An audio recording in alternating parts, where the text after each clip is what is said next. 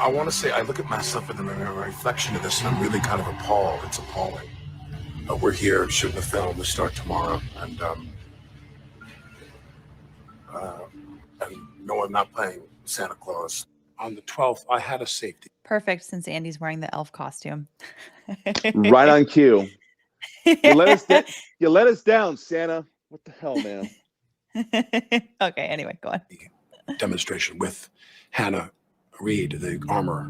24-year-old Hannah Gutierrez Reed, seen here in photos by the DailyMail.com, was hired as the film's armorer. I definitely trust a person with hair like that as my armorer. The daughter of a famous Hollywood armorer, Russ was only her second film in this role. She spoke to the Voices of the West podcast about working as lead armorer for her first film before Rust. I was really nervous about it at first, and I almost didn't take the job because I wasn't sure if I was ready, but doing it, it went really smoothly. We spent an hour and a half shooting the pistol. I wasn't sure I was ready. All her safety instructions. Did you think she was up to? Sorry, what was that? No, she says, I wasn't sure. I almost didn't take the job because I wasn't sure I'm ready. And I'm thinking to myself, ooh. Because it's like, okay, you didn't take the job because you weren't sure you're ready. It turns out you weren't ready. Amazing. Criminal liability factors, top. So, but she was talking about the previous one though, right? Or was she talking about this? Even if she was talking about the previous one, I'll still slam her to the wall with it. Because you almost didn't take that job because you weren't really ready for it. Yeah. But somehow you magically came ready from that one job. I mean, that doesn't matter to me. I'll take it. I'll run with it. It's fine.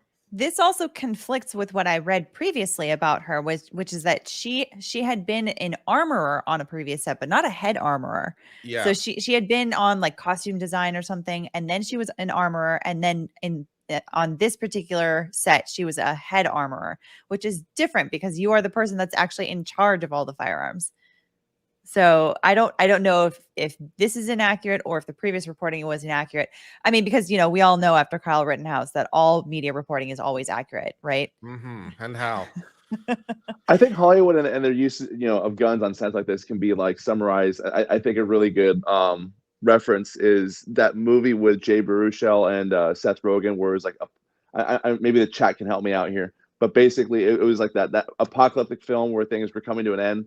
And then you have at one point in the film, it's like Jonah Hill, James Franco, Seth Rogen, all of them are at James Franco's house. And then Jonah Hill's playing with James Franco's gun from that World War I film he was in. And he's pointing it. It's like a prop gun, but he's pointing it at everyone in this one scene. And I just feel like that scene just kind of summarizes everything we're dealing with right now in this particular moment. They just the carelessness around weapons is just so. We're saying. Yeah, this is just so egregious. It's just oh my goodness, the people that they hire. This is the end. That's the film. Thank you, Chat. You've helped me out. Yeah. Should we move on? Yes. Cool. To the job? I assume because she was there and she was hired, she was up for the job. And nothing she did raised any red flags with you? No. This training course you do, what did she tell you? She said things like, remember, this is a blank round, so you have to create the discharge yourself because there's no projectile. So if you shot the gun, you go bang. When we roll the camera, you got to go bang and have the gun snap back. You have to create that. She would give you little tips about firing, and she'd say to you, when we're done, point the gun down. When we're done, you give the gun to me or to Halls, only those two people. Dave Halls was Rust's assistant director. Also, so again, there's a lot of assumptions that he's making on a lot of these sets or on this particular set, assuming that somebody is good for her job, which if you're just an actor, you're free to do that. Him being a producer, obviously he's not that kind of producer, it sounds like, that would have a lot of control, or at least that's what it seems like. I don't know if more information would come out that would be opposed to exactly what he's saying, but there's a lot of this going on, right? It's not me, it's this guy, it's that guy. I assume this was happening, I assume that was happening, and already it just seems like he's shifting any sort of culpability in any sort of way. I don't know. What do you guys think?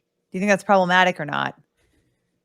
It doesn't surprise me. I mean, why would you want to put the blame on yourself when you can put the blame on literally everyone else?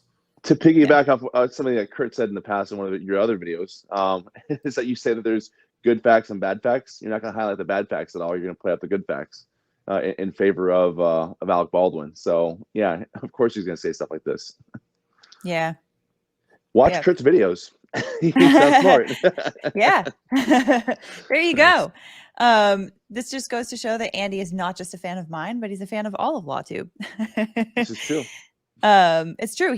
I do see Andy's super chats on like everybody else's channels, so it's not just me that you're supporting. This I love is it. how all the regular people can blend in. Just do that. just watch their videos. Just take their sound bites and just save them for later. Good facts, bad facts. I know law. Yeah, I really look forward to that when people are taking snippets out of my stuff and saying, well, uncivil law said this, and so therefore this. And I'm like, that's, first of all, not what I said. Second of all, out of context. And third of all, you're taking it into a whole new dimensions that were not implied. So yay. I look forward to Legal Eagle referencing uncivil law videos. Oh joy. That'll be good. All right, let's continue on this. Also known as the first AD.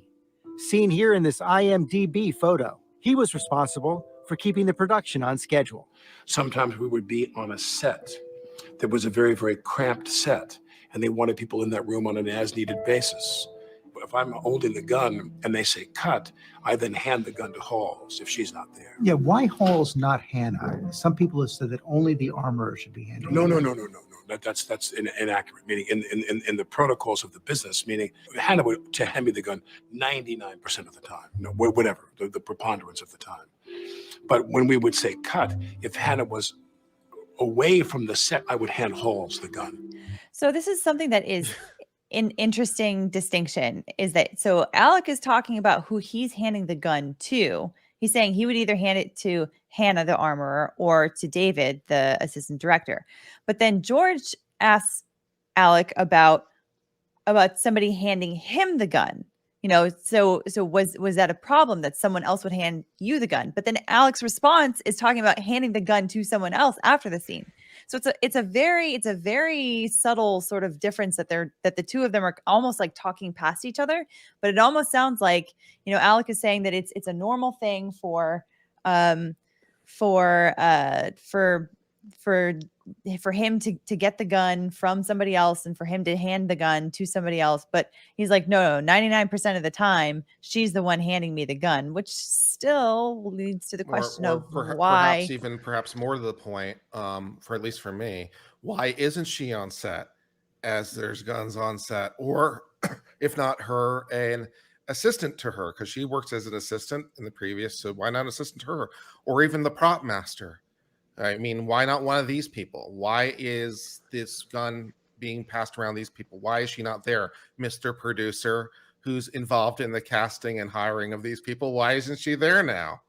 Is it because of the money? Were you trying to save money? Is it because of money?